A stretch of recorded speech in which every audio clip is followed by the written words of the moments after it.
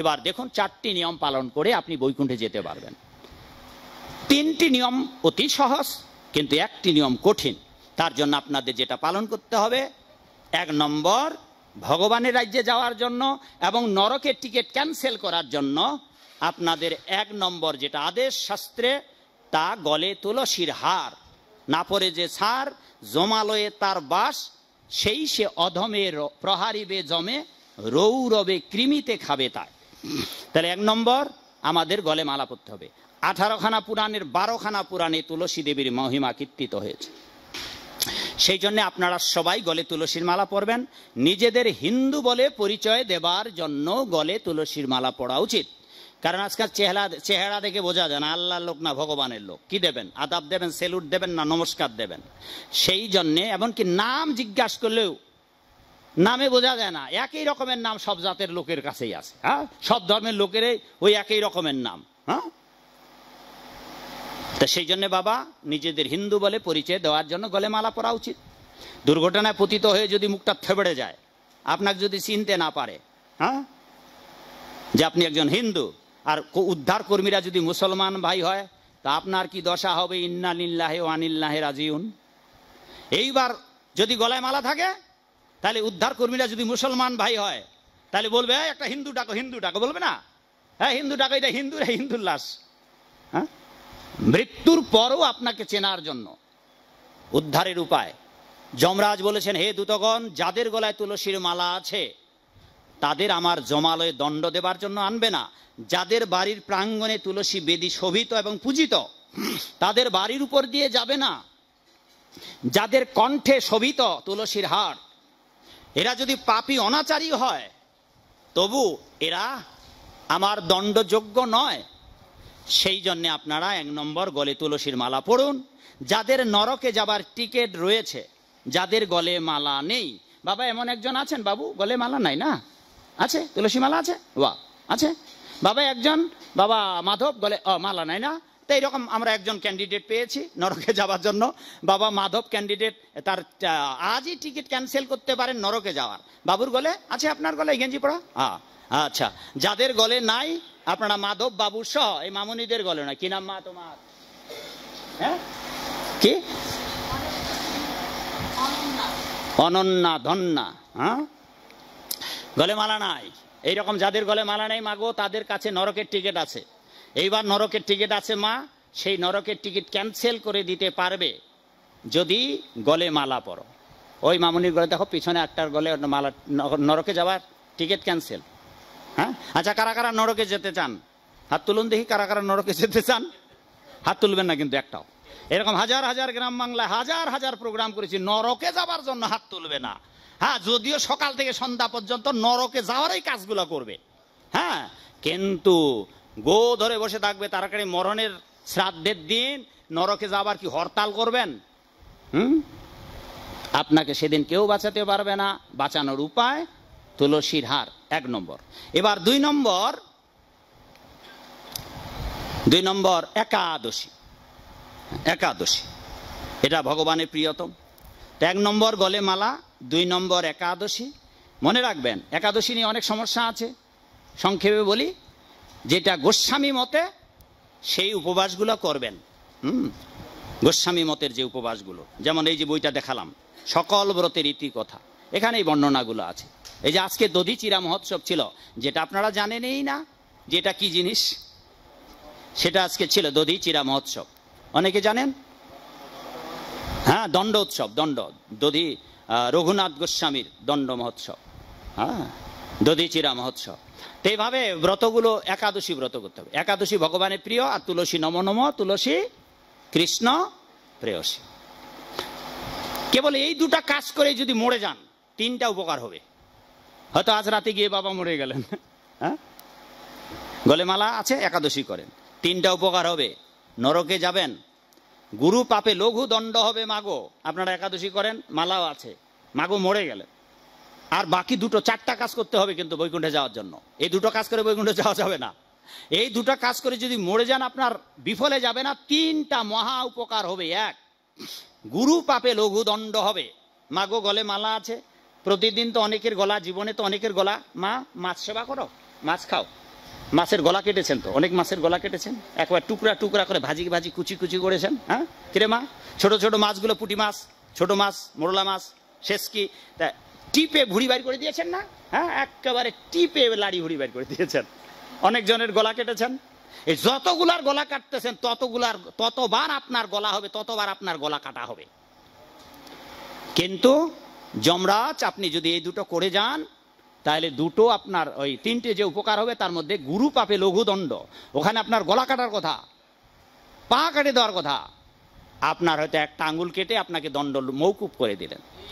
ফাঁসির আসামিকে একজন বাঁচাতে পারে, তা সবাই জানেন কে? রাষ্ট্রপতি। তেমনি করে নরক থেকে বাঁচাতে পারেন ধর্মরাজ যম, যিনি বৈষ্ণব, যিনি নিজেও চান না এই পৃথিবী থেকে কোনো মানুষ নরকে আসুক, তিনিও চান না শাস্তি দিতে, তিনি চান চিত্রগুপ্ত এবং বিচিত্রগুপ্ত আপনার পাপ পুণ্যের হিসাব করবে, লাস্টে নিরীক্ষণের দায়িত্ব দেবেন যমরাজকে। যমরাজ নিজেই দেখবেন, খুঁজবেন কোথাও ভালো কাজ করেছেন কি না, আর এ দুটো যখন ভালো কাজ করেছেন বোধ তখন দাঁড়াও, তারা আমার দণ্ডযোগ্য নয়। এ দুটো কাজ করে 1 নম্বর উপকার হবে গুরু পাপে লঘু দণ্ড, নরক থেকে বিমুক্তি। 2 নম্বর উপকার হবে পুণ্য বলে আপনি স্বর্গে যাবেন। বৈকুণ্ঠে যাবার সময় বয়স কত বলেছিলাম, মনে আছে তো? বয়স কত হবে? 15 বছর। এই 15 বছর বয়স হবে ন গত্তানি বদ্ধতে তদ্ধাম পরমং মম, এই বেদনার জগতে আপনাকে আর কোনোদিন আসতে হবে না, হবে না, হবে না, হবে না। চিরকাল বৈকুণ্ঠে ভগবানের পার্শ্বদত্ত লাভ করে ওখানেই থাকবেন, বয়স 15 বছর। এইবার বৈকুণ্ঠে যেতে পারলেন না, গলে মালা পরে আর একাদশী করেই মরে গেলেন, স্বর্গে যাবেন। স্বর্গে গিয়ে বয়স হবে 18 বছর। ওখানে 3টা দশার মধ্য দিয়ে আপনাকে চলতে হবে। স্বর্গেও শান্তি নেই, কিন্তু যেহেতু আপনি গলে মালা পরে একাদশী করে স্বর্গে যাচ্ছেন, সেই জন্য আপনার স্বর্গে শান্তি লাভ হবে। কিন্তু স্বর্গে বাবা আপনাকে মরতে হবে। ধরুন যে 5 লক্ষ বছর বা 10 লক্ষ বছর স্বর্গে থাকলেন, তেতং ভুক্ত স্বর্গলোকং বিশালং ক্ষীণে পুণ্যে মর্তলোকং বিশন্তি, পুণ্য যেদিন শূন্য হবে, back in this material world again, আবার এই পৃথিবীতে আপনাকে আসতে হবে। এবার যে 2 নম্বর উপকারটা হবে, 1 নম্বর উপকার নরকে শাস্তি মৌকুফ বা গুরু পাপে লঘুদণ্ড। এবার স্বর্গ সুখ ভোগ, স্বর্গেতে মরে যাবেন, স্বর্গেতে মরবার পর স্বর্গে শান্তি, 2 নম্বর উপকার। 3 নম্বর উপকার, স্বর্গে মরে যাবার পর এই পৃথিবীতে আসবেন এবং এই পৃথিবীতে এসে আবার সোজা মনুষ্যকুলে জন্মগ্রহণের সৌভাগ্য লাভ করবেন। এ হচ্ছে 3টা উপকার। এইবার জন্ম নিয়ে কি করবেন? আবার মালা পরবেন, আবার সাধুর দলেও যাবেন, আবার চায়ের হোটেলেও যাবেন, আবার শুকটানও দেবেন, আবার আন্ডা খেয়ে মাথাটাও ঠান্ডা করবেন। আন্ডা বোঝেন তো মাগো? ডিম ডিম ডিম ডিম খাও মামনি, ডিম খাও, আজকে থেকে ডিম খাওয়া বন্ধ করে দাও। ক্ষমা করবেন, ডিম কি দিয়ে তৈরি? বাবা মার মিলনের ফলে আমাদের জন্ম হয়েছে, বাবা মার রজ এবং বীর্য দিয়ে আমরা তৈরি হয়েছি। মোড়ক আর মুরগি, হাসা আর হাসি মিলনের ফলে রজ আর বীর্য দিয়ে ডিম তৈরি হয়েছে। এবার কি খাও গো মা? রজ আর বীর্য খাবে, আরো খাও। রজ আর বীর্য যা সবচেয়ে অমেধ্য দ্রব্য, অপবিত্র দ্রব্য। মুরগি খাও, মুরগি খাও, মুরগি পায়খানা খায়, খায়, অতএব মামনি তুমিও পায়খানা খাও। খুব উত্তরটা সুন্দর পেয়েছেন, যে বোল্ডার মুরগি না কি বলে, কি মুরগি, যে মুরগিগুলো ফার্মের ব্রয়লার, হ্যাঁ ওরা বাইরে, ওরা নিরামিষ মুরগি। হ্যাঁ নিরামিষ, ওরা পায়খানা খায় না। হ্যাঁ এই হচ্ছে অবস্থা মানুষের, মানে খাওয়ার জন্য কত বুদ্ধি আছে। হ্যাঁ এই হচ্ছে অবস্থা। সুতরাং এগুলিও খাওয়া যাবে না। এই হলো অবস্থা। পরজন্মে আবার মানুষ হবেন। যমরাজকে প্রশ্ন করলেন দূতগণ, যে মালা পরে একাদশী করে যদি অনাচার বেবিচার করে, বলে অনাচার বেবিচার করলেও যাদের গলে তুলসীর মালা আছে, যারা একাদশী ব্রত করে, হে দূতগণ জগতে ঘোষণা দাও, তারা এই জন্মে নয় পরজন্মে বহুনাং জন্ম নামন্তে, যা গীতায় ভগবান বলেছেন 7ম অধ্যায়ের 19 নম্বর শ্লোকে, বহুনাম জন্ম নামন্তে, আবার পরজন্মে আবার গলে মালা পরবে, আবার সাধু সঙ্গ করবে, আবার চায়ের হোটেলে যাবে, আবার পরজন্মে মালা পরবে। যাদের পোড়া কপাল, কপালে তিলক পরতে পারবেন না, যাদের পোড়া কপাল তারা গলে মালাটাই পরতে পারবেন না। মালা, তিলক আর একাদশী করার জন্য বহু জন্মের ভাগ্য লাগবে। হ্যাঁ তুষার বাবুর গলে মালা আছে, তুলসীর মালা, এইটা এক জন্মে পড়ে নাই। আমাদের সাধু যারা হয়েছে এরা এক জমে এই ব্যাককেল, আমরা ছিলাম বহু জনম জনম ভরে এই ব্যাককেল থেকে নাকানি চোবানি খেতে খেতে, চর থাপ্পড় কিল ঘুষি খেতে খেতে, মায়ার লাথি খেতে খেতে ওই ব্যাককেল গুলা যেদিন আক্কেল হয়েছে বহু জন্মের ভাগ্য ফলে, তারপর তারা গলেমালা পরার সৌভাগ্য অর্জন করলো, সাধু আর সৌভাগ্য অর্জন করলো, এক জন্মে নয়। সেই জন্যই বহুনাং জন্ম নামন্তে। এই জন্যে যমরাজ বললেন যাদের গলে মালা আছে একাদশী করে, এরা এই জন্মে নয় পরজন্মে একদিন এরা কৃষ্ণ ভক্ত হয়ে যাবে। অতএব কৃষ্ণ ভক্ত হলে বৈকুণ্ঠেতেই যাবে। অতএব এদেরকে আমার জমদণ্ড নয়। এরা তেবে গেল দুটা বাবা, বাকি দুটা করে আমরা বৈকুণ্ঠে যেতে পারি। এবার 3 নম্বর হচ্ছে হরের নাম হরের নাম হরের নাম ইব কেবলম কলো নাস্তেব নাস্তেব নাস্তেব গতিরন্যথা। এই কলিযুগ কৃষ্ণ নামের যুগ। এই কলিযুগে আমাদের জপ করতে হবে। যেমন মালার কথা বললাম, ভগবান নারায়ণের গলে মালা আছে। একাদশী পূর্বে রাজারা মহারাজারা, যুধিষ্ঠির মহারাজারা, ভীম পর্যন্ত একাদশী করত। এই তো কদিন আগে পাণ্ডব নির্জলা একাদশী চলে গেল, পরশুদিন বোধহয়। হ্যাঁ, এইবার জপমালা। এই জপমালায় কেবল আমরাই জপ করি না, এই জপমালায় এই যে বাবা ভোলানাথকে এখানে বসায় রাখছেন, এই বাবা ভোলানাথও জপ করেন। মুখ কয়খানা বাবা? 5খানা মুখে এই জপমালায় জপ করেন। আমাদের জপমালাটা তুলসীর কাষ্ঠের দ্বারা, আর বাবা ভোলানাথের জপমালা হচ্ছে পদ্ম বীজের গুটিকা। এইবার নারায়ণের পাদ সেবা করছেন যিনি, কে? লক্ষ্মী মাতা। লক্ষ্মী মাতার জপমালাটা স্বর্ণের গুটিকা। ভেবে দেখুন, এটা 3 নম্বর কাজ যদি বৈকুণ্ঠে যেতে চান। তো বৈকুণ্ঠের যিনি অধীশ্বরী নারায়ণী, তিনি জপ করছেন। সেই জন্য 3 নম্বর কাজ আপনাকে নারায়ণের লোকে বৈকুণ্ঠে যাওয়ার জন্য এই 3 নম্বর কাজ এটা করতে হবে। এবার 4 নম্বর কাজ। এই 3টা কাজ করেও যাওয়া যাবে না বৈকুণ্ঠে, এই 4 নম্বর কাজটা করতে হবে। 4 নম্বর কাজটা আপনাদের সবার জন্য জটিল। এইটার জন্যই আপনারা ভগবানের ভক্ত হতে পারছেন না। সেটা হচ্ছে ভগবানকে নিবেদন করে ভগবত প্রসাদ খেতে হবে। এমন কিছু বাজার থেকে কিনে নিয়ে আসতে হবে যা ভগবানকে নিবেদন করার যোগ্য। হ্যাঁ, সে কথা ভগবত গীতার 3য় অধ্যায়ের 12 নম্বর শ্লোকে বলেছেন, যারা নিবেদন না করে খায় এরা হচ্ছে চোর। গীতা পড়ে দেখবেন 3য় অধ্যায়ের 12 নম্বর শ্লোক। 13 নম্বর শ্লোকে বলল এরা শুধু চোর নয়। আচ্ছা, চোর যদি হয় খেয়ে দেই, তা বাপ যদি চোর হয় মাগুলো কি হবে? কে মা কি বলে আপনাদের দিকে চোরের বউ? হ্যাঁ, এই বাপগুলা চোর, মাগুলো চুন্নি। পরের শ্লোকে গিয়ে অর্জুনকে বললেন, সখা হে, এরা চোর আর চুন্নি কেবল নয়, প্রতি গ্রাসে গ্রাসে পাপ ভোজন করে। সময় ফুরিয়ে এসেছে, আর ব্যাখ্যা দেব না। এই গাণিতিক ভাবে পাপের সংখ্যা আমি বলে দিতে পারি যে আপনাদের কত পাপ হয়েছে। লক্ষ লক্ষ পাপ হয়ে গেছে। এই পাপগুলোকে একবার কৃষ্ণ নামে আপনারা ধ্বংস করতে পারবেন, যেটা জানেন, কিন্তু ওটার উপায়টা আপনারা জানেন না যে একবার কৃষ্ণ নামে সকল পাপ যাবে। এটার উপায়টা বলে দেই, দেখি পারেন কিনা। তাহলে 1 নম্বর গলেমালা, 2 নম্বর একাদশী, 3 নম্বর মা নিজেরাই বলুন তো বাবা। 1 নম্বর কি? 1 নম্বর গলেমালা, 2 নম্বর একাদশী, 3 নম্বর জপ, 4 নম্বর ভগবানকে নিবেদন করে। সেই জন্যে ধীরে ধীরে আপনাদের মাছ, মাংস, রসুন, পেঁয়াজ খাওয়াটা কমায় দিতে হবে বাবা। 7 দিনে খান, আগামী সপ্তাহ থেকে 5 দিন খান, পরের সপ্তাহ থেকে 4 দিন খান। এটা অভ্যাস করেন বাবা। অনেকে তো এখানে বিড়ি খাওয়া মানুষ আছেন। আচ্ছা, বিড়িগুলা কি আপনার পকেটে আছে আর ওগুলা বলছে আমারে খাও আমারে খাও? আপনারা যদি পুকুর থেকে বাজার থেকে মাছ নিয়ে না আসেন, তবে কি পুকুরের মাছ আর এই জোয়ার ভাটার মাছ উঠে উঠে আপনার বাড়িতে মশারির ভিতরে গিয়ে ঢুকে? হ্যাঁ, কে বাবু? তুষার বাবু বলবে নাকি যে অনেকদিন ধরে আমাদের বাজার থেকে নিয়ে আসা হচ্ছে না কেন? ঘটনা কি বাবু? আমরা এসে গেছি, আমাদের এখন খাওয়ার আয়োজন করুন। আসবে বাবা। আমরা যেভাবে সমাজটাকে গড়ে তুলবো, এখানে বিড়ি সিগারেট খাওয়া যাবে না। কেউ যদি ধরায়ও তাকে বলবে এই বাইরে যাও, বলবেন না আপনারা? যারা খায় তারাও খাবে না।